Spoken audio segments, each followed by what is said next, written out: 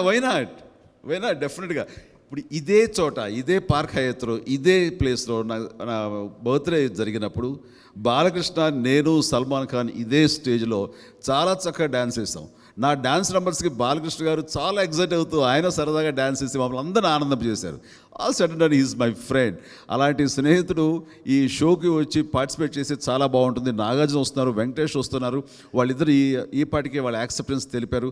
రేపు విమెన్స్ డేకి జరిగే ఎపిసోడ్లో రాధిక, సుహాసిని వచ్చి పార్టిసిపేట్ చేస్తున్నారు. ఇట్లాగా నా యొక్క యాంకరింగ్లో, హోస్టింగ్లో చాలామంది సెలబ్రిటీస్ రావడానికి ఉత్సాహం చూపిస్తుంటే అది నాకు ఎనలేని ప్రోత్సాహంగా అనిపిస్తుంది. అలాగే మీరు కోరిక ప్రకారం మిత్రుడు బాలకృష్ణ కూడా అడగమని చెప్తాను. ఐ థింక్ చాలా హ్యాపీగా వస్తాడని నేను భావిస్తున్నాను.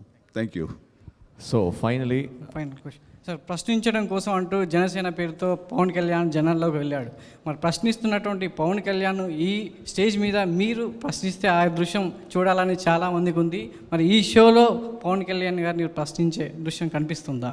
ఇప్పుడు ఇది అప్రస్తుతం. నిజంగా చెప్పి క్వశ్చన్ మరొక అనుకోకలేదు మీరు.